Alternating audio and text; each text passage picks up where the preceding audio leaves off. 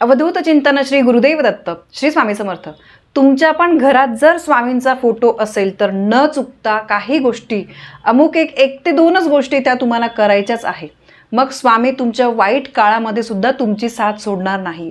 भिवू नकोस, मी तुझ्या पाठीशी आहे असं आपल्या स्वामींचं वाक्य आहे।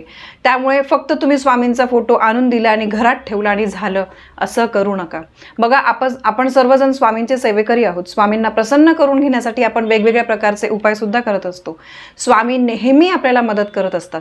आपल्यावर कोणत्याही प्रकारची अडचण येऊ द्या, कोणतेही मोठ्यात मोठं संकट येऊ द्या, काही आपल्यावर किती पण वाईट आपल्यावर येऊ द्या, त्यातून बाहेर पडण्यासाठी आपल्याला लवकर मार्ग दाखवतात। आपले स्वामी आपल्याला नेहमी मार्ग सुचवत असतात। काही ना काही मार्ग असे ते दाखवतात की आपण त्या संकटातून, किती पण मोठं छोटं संकट असेल तर त्याच्यातून आपण बाहेर पडतो। आणि स्वामी म्हणतात की भिवू नकोस, मी तुझ्या पाठीशी आहे। बघा, स्वामींची पूजा प्रार्थना आपण अगदी मनोभावे आणि श्रद्धेने करत असतो। स्वामींची सेवा सुद्धा आपण करत असतो। स्वामींच्या मठामध्ये जातो, स्वामींच्या केंद्रामध्ये आपण जात असतो आणि आपल्या घरामध्ये सुद्धा स्वामींचा फोटो असतो। आणि तुम्हाला पण जर तुमच्या घरामध्ये स्वामींचा फोटो असेल किंवा मूर्ती असेल तर काही गोष्टींची तुम्हाला काळजी घ्यायचीच आहे। अगदी छोट्याशा गोष्टी आहे, पण या गोष्टी तुम्हाला करायच्याच आहे। तर त्या कुठल्या गोष्टी आहेत ते मी तुम्हाला सांगते। जे स्वामींचे सेवेकरी आहेत तर त्यांनी त्यांच्या घरी स्वामींची मूर्ती किंवा फोटो हा असायलाच पाहिजे आणि असेलच, ते तर सांगण्याचा प्रश्नच नाही आहे। पण नसेल तुमच्या देवाऱ्यामध्ये स्वामींचा अगदी 5 रुपयाचा तुम्ही फोटो ठेवा, चालेल। आणि अगदी मनोभावे त्या फोटोची, त्या मूर्तीची आपल्याला रोज पूजा करायची आहे।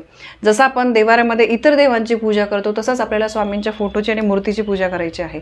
पण बघा, कधी कधी काय होतं, कळत नकळतपणे आपल्याकडून काही चुका होऊन जातात। तर त्या चुका झाल्या नाही पाहिजे। होत असतील, मी तुम्हाला काही गोष्टी सांगते, त्या चुका जर तुमच्याकडून होत असतील तर ते आत्ताच थांबवलं गेलं पाहिजे, त्या बंद झाल्या पाहिजे।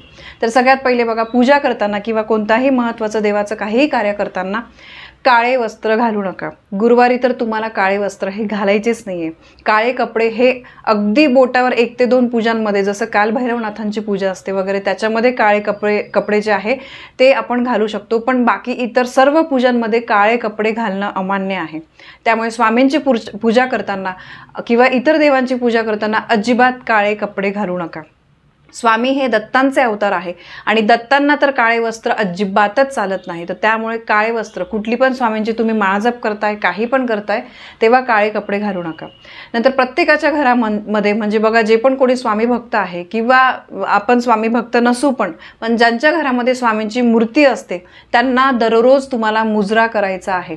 मुजरा कसा करायचा आहे ते पण मी तुम्हाला सांगितलं आहे। आपल्याला जमिनीला स्पर्श करून अशी मुद्रा करायची आहे, डोकं टेकवायचं आहे। 3 वेळेस आपण मुजरा करतो। मागचा हात हा हात आपल्याला मागे ठेवायचा आहे, मुजरा करायचा आहे, नाक घासायचं आहे। याला मुजरा करणं असं म्हणतात। आता तुम्हाला प्रश्न वाटत असेल की मुजरा तर आपण दररोज करत असतो, काही जणांची दिनचर्या म्हणून बघा, आपण जसं रोज आंघोळ करतो तर तसं आपण मुजरा करायचा का? तर हो, दिवस रात्र हे बघा, तुम्ही बाहेर जाताना कुठून आल्यानंतर तुम्ही अंगाला हे वळणच लावून घ्या। हे स्वतः मी आणि माझी मुलगी पण करत असते। दररोज मी महाराजांना, आपले आंघोळ झाल्यानंतर मी महाराजांना मुजरा करत असते। स्वामींची पूजा करायची आहे, स्वामींना मुजरा करायचा आहे आणि त्यानंतरच आपल्याला आपल्या दिवसाची सुरुवात करायची आहे। बघा, किती पण घाई असू द्या, मुजरा करायला 2 मिनिटं सुद्धा लागत नाही। स्वामींना मुजरा करायचा आहे आणि मग आपल्याला बाहेर जायचं आहे। आणि हे बघा, तुम्ही जाताना स्वामींना सांगा की मी बाहेर चालले आहे, माझ्यासोबत तुम्ही सुद्धा या, नक्की माझ्यासोबत या। तुम्ही कुठे जाणार आहे तेव्हा तुम्ही स्वामींना जवळ ठेवा। जेवढं तुम्ही स्वामींच्या नतमस्तक व्हाल तेवढं ते तुमच्यासाठीच चांगलं असणार आहे। तुम्हाला अचानक कुठेतरी बाहेर गावी जायचं असेल तेव्हा तुम्ही स्वामींना पण मुजरा करूनच बाहेर पडा। स्वामींना सांगा की स्वामी, मला असं अचानकपणे जावं लागतंय, तुम्ही पण माझ्यासोबत चला। स्वामींना जेवढे तुम्ही द्याल ना तेवढे स्वामी त्याच्या दुप्पट तिप्पट तुम्हाला देतील। आणि बघा, स्वामींची साधीभोळी सेवा सुद्धा खूप महत्त्वाची आहे। प्रत्येक गोष्टीची परतफेड ते आपल्याला आयुष्यामध्ये करत असतात। आणि तुम्ही स्वामींशी बोला, मी याबद्दल पण तुम्हाला आधी पण सांगितलेलं आहे। जेव्हा तुम्ही रात्री झोपतात एकदा स्वामींना सांगा की आजचा दिवस माझा असाच गेला। बघा, आपण वाईटच झालं तेव्हाच देवाकडे जातो की असं झालं तसं झालं, देवा मला या संकटातून बाहेर काढ।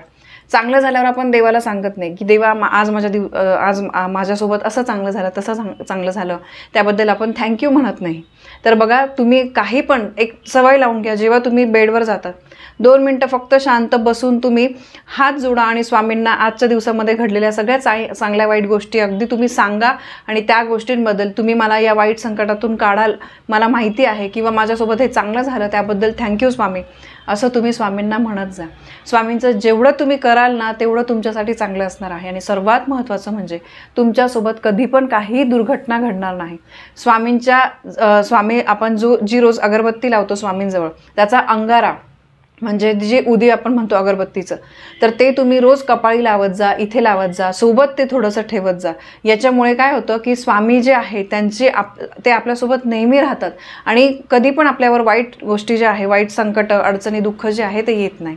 यानंतर दुसरी गोष्ट म्हणजे स्वामीची मूर्ती किंवा फोटो तुमच्या घरामध्ये असेल तर एक नियम आवर्जून पाळायचा आहे. तो म्हणजे दररोज तुम्हाला एक माळ जप करायचाच आहे. जसं मी तुम्हाला नित्यसेवा सांगितली की स्वामी चरित्र सारामृताचे रोज 3 अध्याय, 21 अध्याय आहे, तर ते 7 दिवसांमध्ये संपतात. तर दररोज 3 अध्याय, त्यानंतर 11 माळी श्री स्वामी समर्थ या मंत्राचा जप. 11 माळी म्हणजे एका माळेमध्ये 108 मणी असतात. तर अशा 11 माळी श्री स्वामी समर्थ मंत्राचा जप आणि तारक मंत्र, याला नित्यसेवा म्हणतात.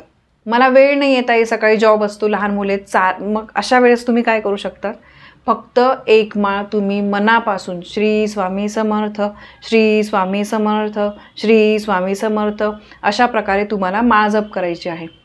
माळ जप ही झालीच पाहिजे. तुमच्या घरामध्ये जर स्वामींचा फोटो आहे आणि मूर्ती आहे ना, तर ही गोष्ट तुमच्या घरामध्ये ॲटलिस्ट कमीत कमी माळ जप झालीच पाहिजे. घरातल्या एकाने जरी नित्यसेवा केली, मिस्टरांनी केली किंवा तुम्ही केली तरी चालेल. आमच्या घरामध्ये बघा, समजा मला जर कधी जमलं नाही, माझे मिस्टर तर कंटिन्यू सेवेमध्ये असतात. ते दररोज स्वामी चरित्र सारामृताचे अध्याय वाचतात आणि विष्णू सहस्रनामसुद्धा ते वाचत असतात. तर ते नित्यसेवा करतात. बघा, स्त्रियांचं कधी कधी काय आहे, काही गोष्टींमुळे त्यांचा गॅप पडतो, तसं पुरुषांचं नाही आहे. आणि पुरुषांनी केलेली सेवा त्याचं फळ अधिक लवकर मिळतं. म्हणजे पुरुषांनी केलेली सेवा ती जास्त लागू पडते स्त्रियांपेक्षा, असं म्हटलं जातं. तर त्यामुळे बघा, खूप वेळ द्यायची गरज नाही आहे. फक्त नाही जमलं ना, मी तुम्हाला सगळ्यात शेवटी हेच सांगेन, तुम्हाला नाही जमते तुम्ही फक्त रोज स्वामींना जाता येता मुजरा करा. रात्री झोपण्याच्या आधी, सकाळी आंघोळीनंतर तुम्ही स्वामींना मुजरा करा. स्वामींचं रोज ध्यान करा. स्वामींसोबत तुम्ही बोलत जा आणि एक माळ श्री स्वामी समर्थ या मंत्राचा जप आपल्याला करायचा आहे. अशक्य ही शक्य करतील स्वामी, अशी अनुभूती तुम्हाला आल्याशिवाय राहणार नाही. जेवढी तुम्ही मनोभावे सेवा कराल ना, तेवढं तुम्हाला त्याचं फळप्राप्ती होईल आणि तुमचे सर्वच चांगलेच होईल. आपल्या स्वामींना मुजरा करायचा आहे, मूर्तीला, फोटोला. तुम्हाला तुमच्या घरामध्ये त्या मूर्तीमध्ये बघा जिवंतपणा आल्यासारखं तुम्हाला वाटेल. तर बघा, ह्या अतिशय सोप्या गोष्टी आहेत. फक्त आपण स्वामी हे आपल्याच घरातले कोणीतरी आहे असं तुम्हाला वाटायला लागेल. आणि तुम्हाला एकदा सवय झाली ना, तर कधी पण तुम्हाला बघा एकटं कधीच वाटणार नाही. जेव्हा तुमच्यावर चांगले दिवस येतात तेव्हा तुमच्यासोबत सगळे असतात, पण जेव्हा तुमच्यावर वाईट दिवस येतात तेव्हा कोणीच नसतं. तर अशा वेळेस आपले स्वामी आपल्यासोबत असतात. त्यामुळे आपल्याला कोणाचीही गरज पडत नाही. तर बघा, या गोष्टी नक्की तुम्ही करून बघा. तुम्हाला 100% त्याचे अनुभव येतील. स्वामींची मनोभावे सेवा करा, अगदी साधी सोपी सेवा करा. तुम्हाला त्याचा तुमच्या आयुष्यामध्ये खूप खूप खूप फायदा होईल. तर ही एक अतिशय महत्त्वाची माहिती मला तुमच्यापर्यंत पोहोचवायची होती. माहिती आवडली असेल, व्हिडिओला लाईक करा, शेअर करा, कमेंट करा. पुन्हा भेटूया अशा एका नवीन माहितीसोबत. तोपर्यंत श्री स्वामी समर्थ.